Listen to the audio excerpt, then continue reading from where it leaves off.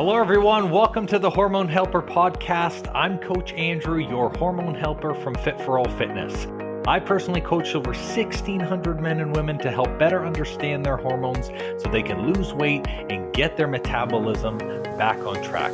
With this podcast, you're going to hear from me and my special guests about everything from metabolism to thyroid to weight loss. And we even talk a little bit of sexy time as we chat to spread more knowledge, thick like butter, on your hormones. If you're ready to learn, I'm ready to share, so let's do this.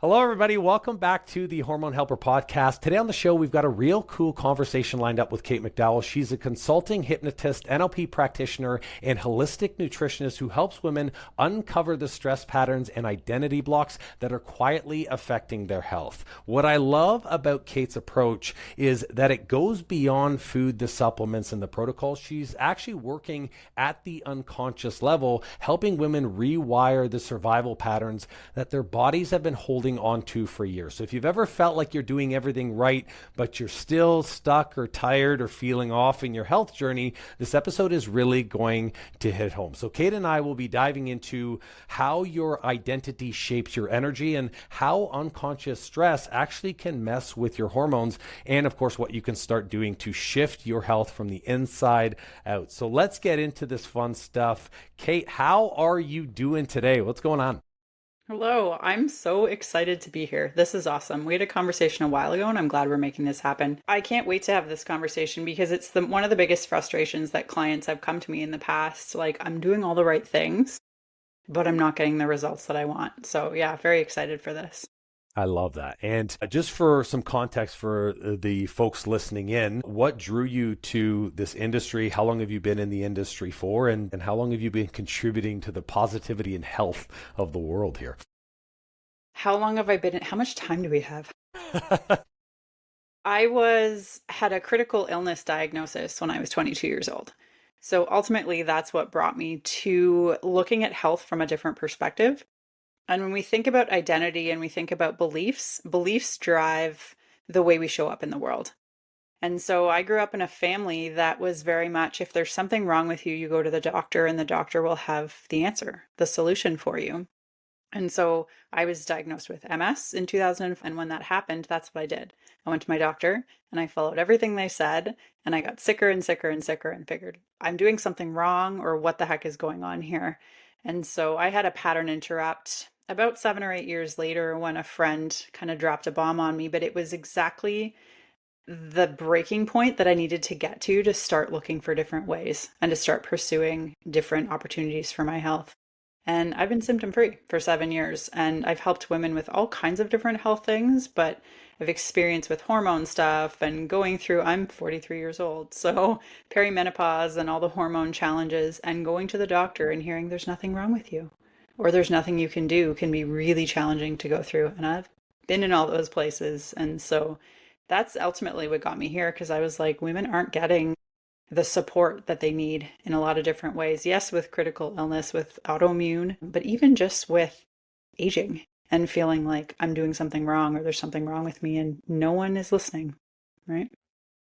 I would agree with you. There's this, I call it the level of dissociated care, where you do all the right steps, like you're going to the practitioners, you're like going to the specialists, you've got the appointments, but the appointments are more like check off a list, and it's like, hey, here's your OHIP card, or like, depending if you're listening to the States, it's like, hey, give me your insurance. And then it's almost just like a very quick meeting, and then you get booted either to the next specialist or the next thing, or you get told you're normal, you're getting old, it's a part of life. I think we're in this space where people are tired of being conditioned to think, hey, this is normal for me. I'm actually curious, before we dive into kind of the common signs that someone is stuck, when you say that your friend gave you kind of that like bomb or that truth, I guess, like, what was it in a nutshell? Or like, what was that impact moment where you're like, oh, okay, I need to look at this for sure?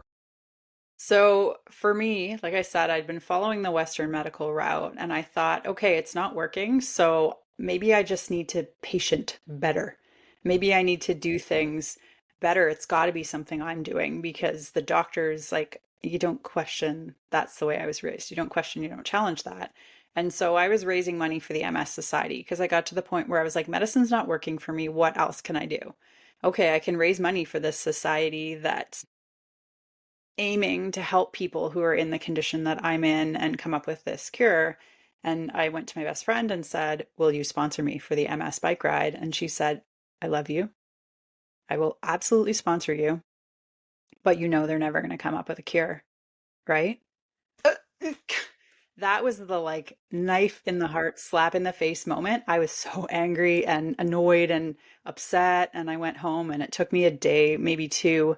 And I was like, holy crap, she's right. I've been waiting for this knight in shining armor, this something outside of me to solve the problems I'm dealing with. It's got to be in me. I've got to make changes and I've got to take responsibility for my own situation. And ultimately, that's what got the ball rolling for me. And it's like in the past, I was in this position where I was very narrow focused on like medicine is the only thing that I'm looking at. And so anything outside of my very narrow point of view, I didn't see. So people would say nutrition, and I was like, nope, nope, nope. I'm following my doctor's directions. That's all that I can do. That's all that makes sense to me because of that filter that I was seeing the world through, right? Because we come in contact with 2 billion bits of information at any given time in our day. And that's way too much for our unconscious mind to deal with. So we filter. It's like if you're looking for a new car and you think, oh, maybe I'll look for a Nissan Rogue. And all of a sudden you see them everywhere, all around you. The Hondas didn't disappear. The Toyotas aren't like not in production anymore because you're focusing on this. Your body, your brain is deleting, distorting, and generalizing the things that you aren't focusing on. So when I was so focused on medicine's the only option, nutrition wasn't an option. Mindset wasn't an option. All of these other things weren't in my awareness. And so that one moment, that friend saying to me, like, what you're doing is not going to work. It's never going to work. That gave me the perspective shift that I opened my field of view and things started to show up in different ways, which was I pretty cool. love that. I would call that a true friend. And it's very rare that you will Mm-hmm. find those types of people in your circle. And I work very hard to keep my circle very intimate for that reason. Mm-hmm. I want the person to be able to tell me the thing I need, not the thing that I want to hear. So a Exactly. huge kudos to your friend who like put you on this path. And now you're helping other people go through this same thing. You talked about perspective. And I think that's a really important thing. I've done a lot of work on my own perspective, recognizing that anytime you are looking or listening to professionals, mentors, you're hiring coaches, you're working with anybody in an industry, all of those people are sharing their information and their lens through a perspective. And Yep. I think with perspective also comes this level of discernment. I think sometimes when people are going through their health journey, to them, the only direction that they have is the direction they know. So that perspective paints a permanent lens over everything that exists in their life versus when you start to look at it through is this actually in alignment with me? What can I take from this? This is where you can then work with other professionals or see other things outside of yourself, but then put on their perspective when you need to. And I think that's a really important part, which, leads to kind of the great question of like, these people are unconscious. They've got patterns. You had patterns. I had patterns through this process. Help the people listening now understand maybe what some common signs or indicators as to whether or not they are in an unconscious state about their health. Ultimately, we're all in an unconscious state at many times in our life. I mean, if you've ever driven to work and you get there and you don't remember the last 4 exits that you passed, or you don't remember a part of that drive, you're in a trance. You're in a hypnotic kind of unconscious way of being. Our unconscious mind controls 90 to 95% of what we do in a day. You don't tell your heart to beat every time it beats. You don't have to tell your lungs to take every breath that you take. Can you imagine? That would be exhausting. Exhausting.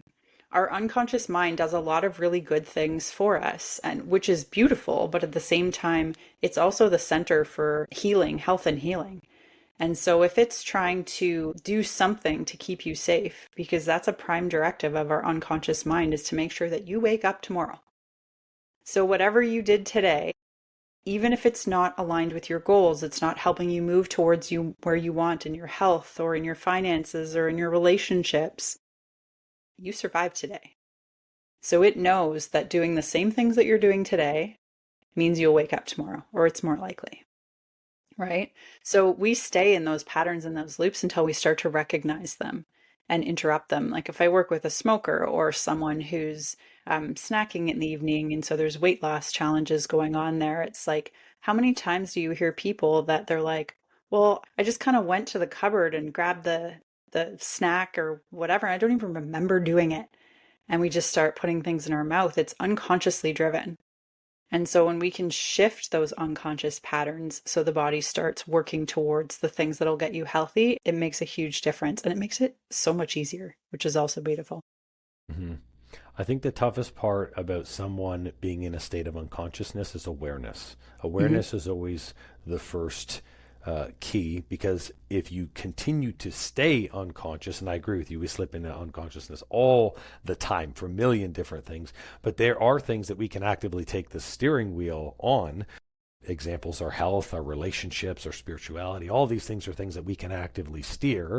Mm-hmm. So where does someone start developing awareness around their health? Ultimately, it's checking in with the patterns that you're repeating all the time. And when you look at a problem, so if someone's dealing with a problem in their life, it's like imagine lighting the wick on a stick of dynamite, and that just like rips into the dynamite and boom, it explodes, right? And it's the same thing with our patterns. There's a trigger that leads to self-talk, that leads to emotion, and the emotion is followed by the problem. So if we talk about, this is an easy example for people to understand, but someone who's a smoker. Okay, so what's the trigger that leads to going for a cigarette? And a common one that I hear is people that in the workplace, they feel like they need a break. And so when they have that feeling of, okay, like I could use a break from work, or yeah, let's go with work. So what's the self-talk that starts coming after that? I could really use a break. Like I'm tired, I'm frustrated, whatever it is that comes up, which leads to the emotion of overwhelm. Sadness often comes up, or anger, and that leads to going and grabbing a cigarette. And it's like this pattern will loop over and over and over again in their life until we find a way to interrupt and redirect that lighting the stick of dynamite, right? And so I use ways and strategies to help interrupt this pattern so that you move into useful self-talk. Because if you're in self-talk of like, this day sucks, my day is terrible, how much motivation do you have from that to do something different? If we can shift it to like, I've got this, this is fantastic, or a different self-talk that's going to lead you to better emotions, that's going to lead you to the change that you want, it makes a really big difference there. But it's all about interrupting the patterns that you're in, because these are patterns that we often inherited or modeled from someone in childhood. And so it's something that will just keep happening over and over again in our life until we like catch it and interrupt it. Does that make sense? It absolutely does. Which I guess when I hear that, I think of all of the people who kind of live in two camps. I'll categorize them as two camps, and maybe you can help me kind of paraphrase this.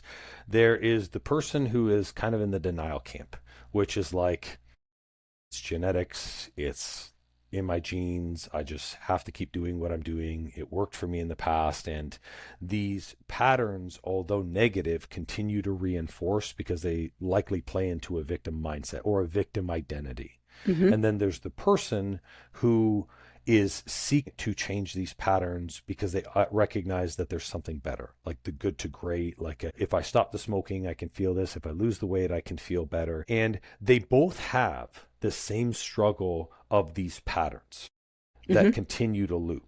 And yet one of them sees the pattern as something that is bad, while the other does not recognize it as a pattern that's bad. Do you think that's because of the identity they're in, or because of the pattern itself? It can be both. There's a couple things. The identity there often, so if I look at my journey, part of living with MS, I've lived on both sides of that camp. I lived on the victim, like this happened to me. Why did this happen to me? I was angry at God, the universe, my family, medicine, everything for the situation that I was in. And when we stay in that place, there's benefit to it. And that's what we call secondary benefit. And it's like, okay, so yeah, there's negative things that are happening to me. Yes, my quality of life is going downhill. Same with a smoker. Like they don't feel good about the fact that they're smoking. They know, in a sense, they do know that it's not good for them, but if it's giving them belonging and community and all of these different things, there is some benefit to it. And it's realizing that, okay, well, but what if I could get community, belonging, attention, support in other ways? While I also work towards my health. And it's they need to come to that understanding. Like that's a tough one. When someone comes to me, I often say the best clients are the ones who are at threshold. And threshold is when you know something needs to change, it needs to change now, and you need to be the one to change it. And that's where that situation with the friend saying to me, they're never going to come up with a cure, that got me there like in an instant. And often for people, it can take time, like rock bottom. Everyone's heard that. Like things started to change when I hit rock bottom. And you don't have to wait until things are absolutely terrible to start to make a change. But it's all about taking personal responsibility and stepping into your power and realizing things can be so much better. And I can impact that and make a difference for myself on either side of the camp, right? Mm-hmm. I think the whole area of moving from rock bottom to me screams someone who's moving from scarcity or a false sense of urgency. Mm-hmm. And I'm a big believer in what moves you is what keeps you moving. And especially now where social media, where, certain types of marketing will specifically prey on that to get mm-hmm. you to move temporarily. I don't believe, though, it is a permanent move, because then you have to wait for the next thing that's urgent to actually do something. And that's why I really like when you use the word threshold, because there is that level of you recognize the severity, but you're still saying to yourself, like, I'm the only one who can do something. And you can decide that in any moment with your health, with investing, with your spirituality, just in that moment saying, look, I'm the only person that can do this here. And then that's where you start to take that steering wheel and take the control, which is a big thing. Let's talk about identity shift, because some people understand the word identity, but mm-hmm. don't actually know what identity means. So what do you mean when you're saying you need to shift your identity to move towards being healthier? In the past, my story is the best way to express this for people, but I was Kate, the girl with MS. In the past. And so from that identity, I had different thoughts, different feelings, different actions, and ultimately different results. And we can stay in the effect side of things, which is very much staying in the like, this is happening to me versus why is this happening for me? Or how can I take my power back and make changes? How can this change? And so when you decide to step in think about a smoker, someone who says, I'm a smoker. Okay. What are the thoughts, feelings, and actions that are going to come along with that? It's the same pattern that's going to happen over and over again. And from an unconscious level, our unconscious mind is always looking to provide evidence and to prove to us what we think about the most. So when I was thinking about, I'm the girl with MS, my quality of life is just going to continue to get worse. My symptoms are just going to keep getting worse. What did I get? Symptom, symptom, symptom, symptom. Tired, like low energy, brain fog, all of these problems just kept showing up for me because I was focusing on the problem. When we start to shift our identity towards, I'm healthy. I share on Facebook, more so TikTok and Instagram, I have dozens of people who say this line. Every day I'm getting healthier and healthier. Every day I'm getting healthier and healthier. And I get DMs daily of people who have shifted their beliefs and their mindset from focusing on their illness and how much their life sucks to this one simple line. And they're sharing with me like, okay, first of all, the comment that I love getting is, it's weird. It's not weird. Okay. It's not weird, but we're conditioned to believe it is. But they're like, oh, I'm walking longer and my legs aren't as wobbly, or I have more energy, or I'm not having to take naps in the middle of the day, or my mental clarity is better. I'm getting more done. Like, all of these amazing things are happening, and it just comes from like shifting your beliefs and your thoughts. Because again, the things we think about most are the things our unconscious mind is going to prove us right and give us evidence for. So when it comes to identity, ultimately we can choose it. And people often do look at things and say like, oh, well, diabetes runs in my family, and see that as a bad thing. But what if you looked at that as like, some people will get to 85 years old and all of a sudden get diagnosed with diabetes. They have no idea what's going on, and they haven't done anything to prepare themselves to make sure that they are eating healthy. Like, okay, diabetes runs in your family. Well, good. Then you have some awareness that it's important to make sure that food is good, and it's important to do certain things to make sure that your body can stay as healthy as possible. So identity we can take on. Like I wore MS like a cloak for years until the day where I was like, I don't need this anymore. This isn't serving me. And so when you start to shift and move towards what you want, it's really powerful what can show up for you, which is cool. What comes up for me when I hear you say that is the act of embodying the identity or embodying the thing and claiming it as an identity. And I think we tend to do this with all areas of our life. Like you could say, I'm a mom, like I'm going to be a dad. But the moment I take on father as an identity, I take on all the positive traits and the negative traits. That's the thing about identifying with something, is you cannot just take the positive, you also have to take the negative. And I think a large part of identity in around health, around sickness, around issues, around weight is recognizing that, MS was not who you were. It was something you had. And anything like I'm overweight, that's basically saying you like overweight is who you are. It's not who you are. It is just something that you're experiencing. And we all have the ability at any time to set down things that no longer serve us and to say, hey, this identity is not something that I actually have to carry with me. Mom is something I do, not who I am. Dad is a position that I take. It's not actually my entire life. And I think the reason, and correct me if I'm wrong in this, the reason why people pick up these identities is because in the beginning, the change in identity brings a lot of relief and brings some type of comfort or results to a certain level. And then once the identity kind of peaks off, you no longer get benefits of that identity. Would you agree with that? Yeah, there's so many pieces I want to touch on with there. So our identity is going to change, as you did mention as well. And I'll often work with clients who, like the mom example or the dad example, and you go through the time where the kids are little and they rely on you a lot, and then they start to get older and they rely on you less.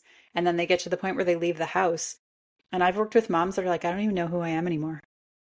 Because for the last 20 years of my life, last 20 plus years of my life, especially now, it's like that mom was who I am. It was my whole purpose and function in life. And all of a sudden, I don't know who I am anymore. And so that can be a struggle to go through as well, because it's like, what are you? And relationships too, like husband and wife, who are you outside of mom, that role? And it's an important thing to embrace as well. Like, yes, you can take on that mom role, that dad role, but still hold on to a piece of you and who you are, right?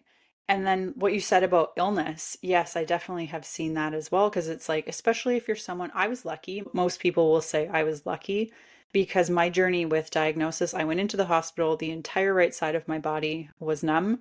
I was there 3 days and they gave me a diagnosis. And I know many people have a much longer journey to get there. And it's like, I know something is wrong with me and no one is listening to me. And so when you get that diagnosis, you're like, finally.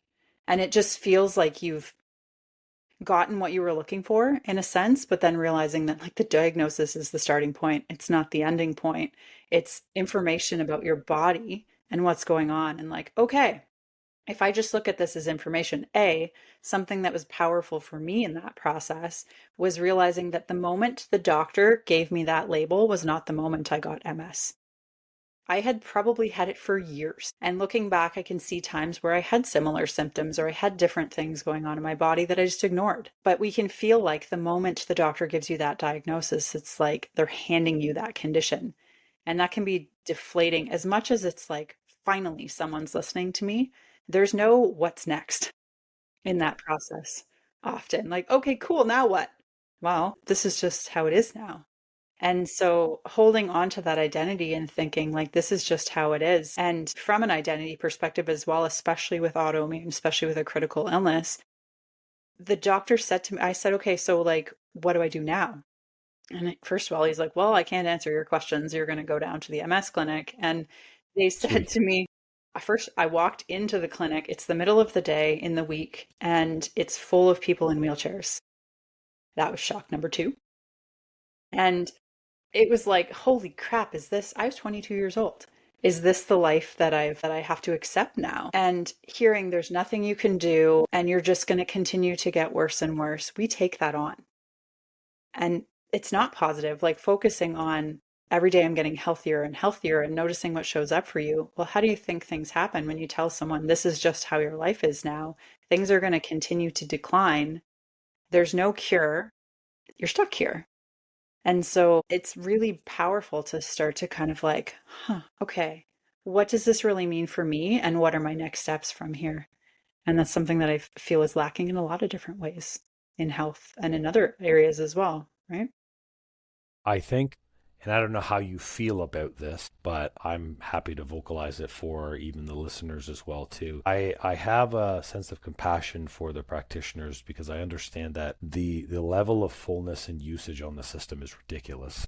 Where because you have people that go in for nothing, the people who go in for legitimate things, it's not the same. And it's substandard care simply because there's not enough. But then there's also a lack of accountability that this system hides, where like you and I both know, like even when I was coaching, I knew the success rates of my programs.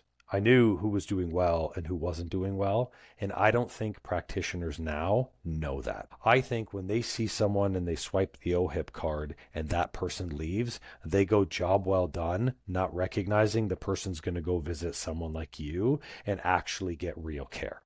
And because there's no level of like, there's no real way to review your practitioner or say, hey, look, like they're not great people or they didn't help with this. And I'm sure they contributed in some way because diagnoses are important. But I agree, a lot of the work that they leave is left unfinished. And then it's the responsibility of the people to take ownership. And I think this ties into what you said at the beginning. You have to take ownership. You have to say, I'm the one holding the steering wheel. So if I don't like what I heard from my doctor, I have to go find the right professional. I have to go find the right tools. I got to change my nutrition, which means they're eventually going to go down this path of identity work. Yeah. But it's beautiful because you can realize that there's choice there. And after something like a diagnosis, I mean, first of all, anything we put after the words I am, you're welcoming more of into your life. So if you're saying, I am a diabetic, I am a person with MS, I am a father, even, like you're inviting more of that into your life. And in some ways, yes, there will be positive attributes to that. But when it comes to health, it's like I said, putting that cloak on, and it was like, okay, this is just a part of my life now. I have to wear this for the rest of my life. And realizing that there is more choice than we're led to believe from a medical stance side of things. Like, yes, medicine serves a purpose. Absolutely. If you get cut and need help with that, if there's any emergency thing going on, like medicine is fantastic. But when there's chronic stuff, there's more to the story than just take this pharmaceutical for the rest of your life. And sorry.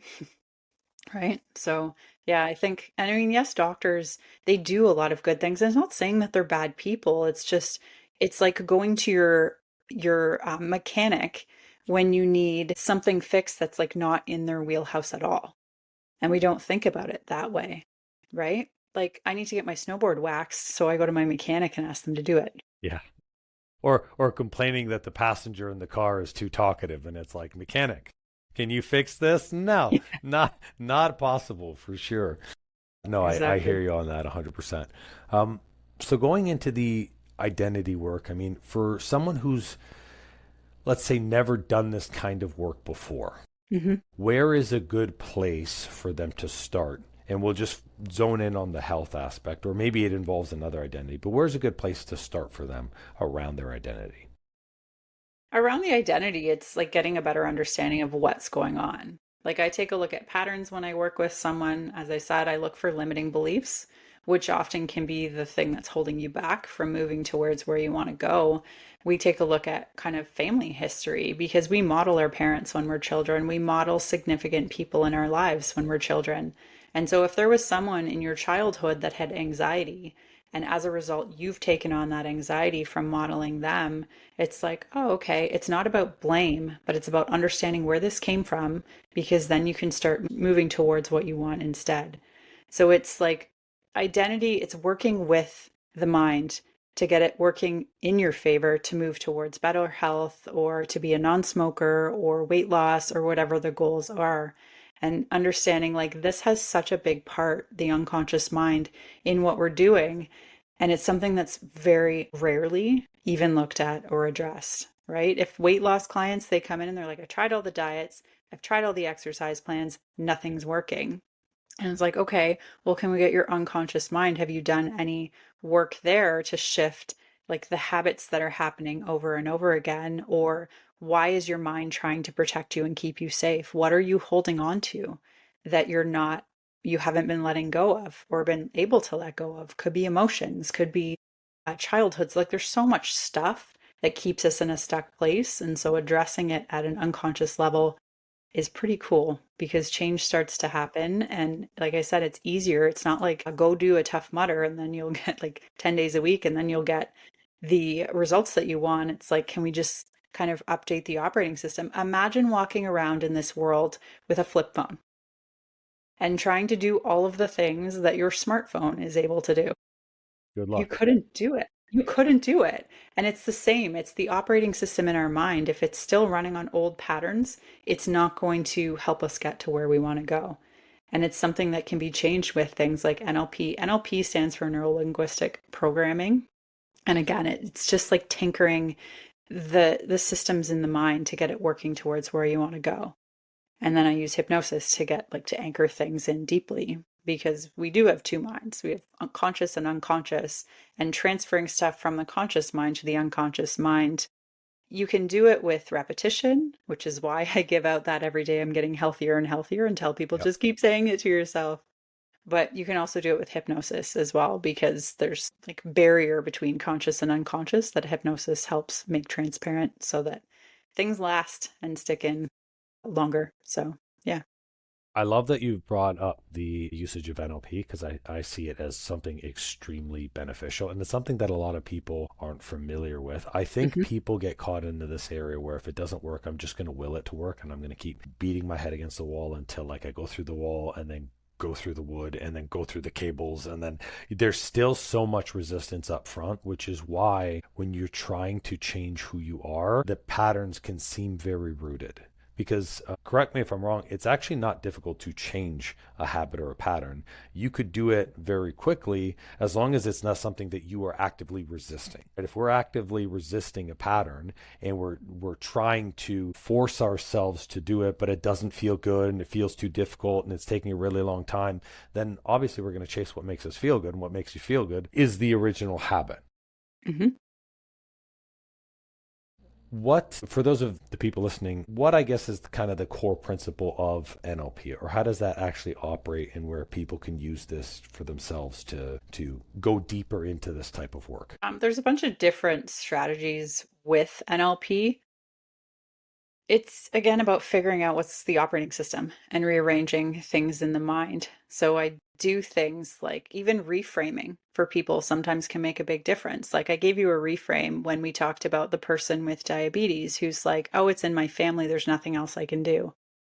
Well, but what if you looked at it instead as, oh, it's in my family. So now I have awareness more than someone who hasn't grown up in a family that has diabetes.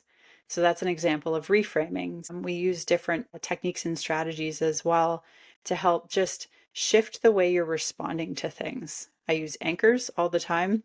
When you anchor in a really positive state, so if you imagine yourself at a time where you were really happy or really excited, or the time where you felt the most loved, you can change your state in that way. So when I'm talking about like the 4 levels of a pattern that I said, so there's a trigger, there's an internal dialogue, and then there's an emotion, and that leads to the problem or to the symptom that you're dealing with. So how we cut that is to anchor. And so the person sets that really positive emotional state. And so when they have that trigger in the future, they'll fire the anchor, which will change them from that, like, today sucks, this is awful, like negative state. And so that they're just like, all right, this is awesome, I've got this. And then it can shift the way they behave in the future.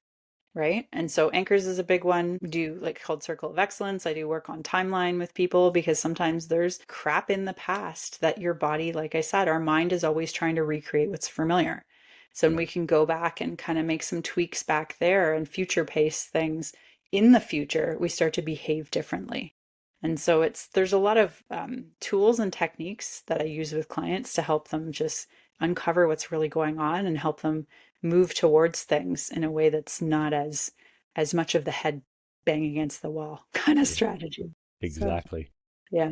I'd love to double down on the reframe, because a lot of people, when they hear the word reframe, it's like, oh yeah, I just have to think differently. And it's like, no, there is a serious and significant amount of power to state something in it. One, because words have power over our subconscious. It's why when we tell someone something, we're more likely to do it, because now we feel like we owe them. Like there's tons of different chemical and neural pathways that reinforce what we do through our speech. But reframing is so powerful because our thoughts do really carry a high level of emotion.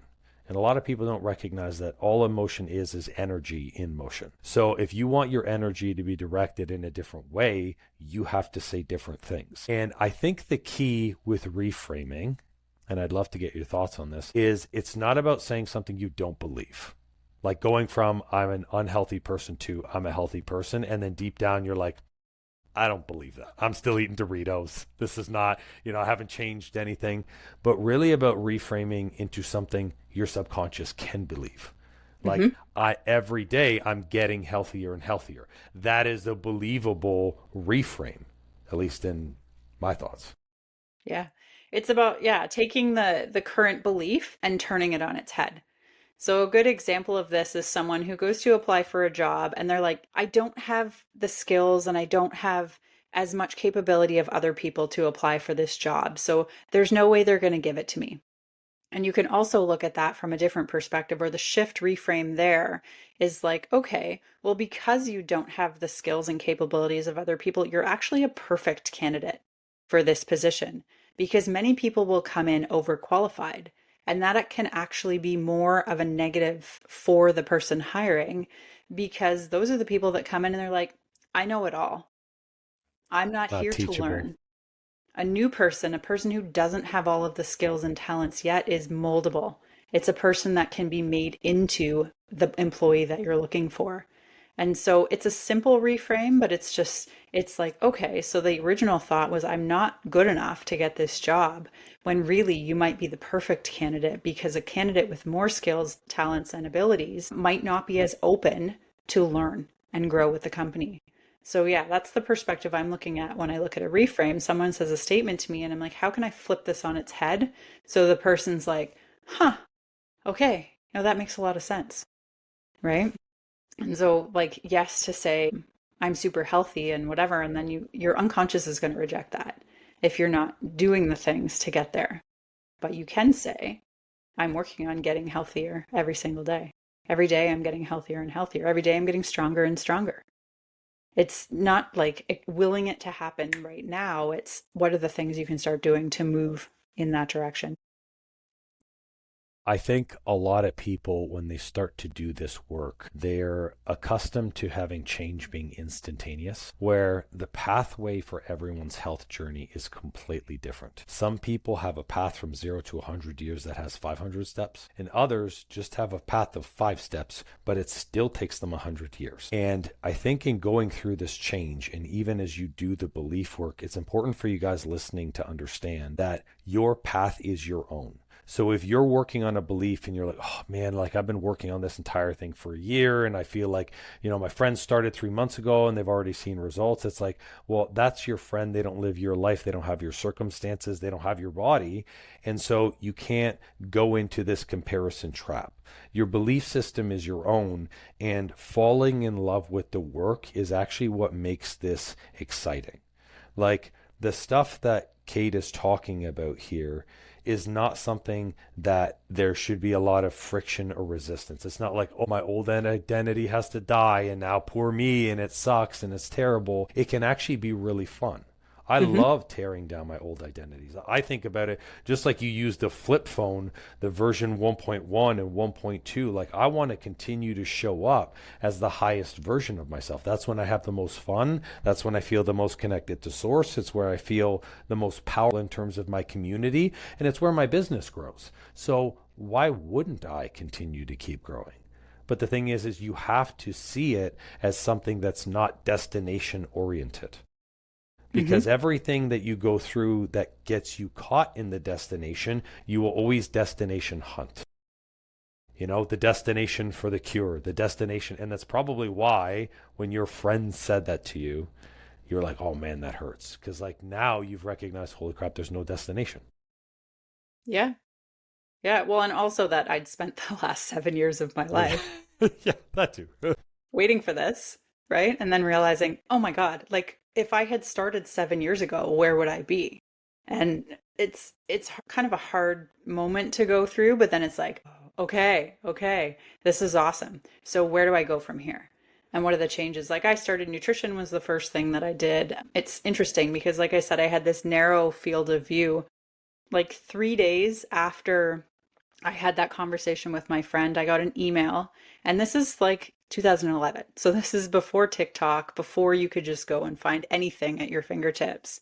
But I got an email with a TEDx video from Dr. Terry Walls, who's kind of a big name when it comes to MS.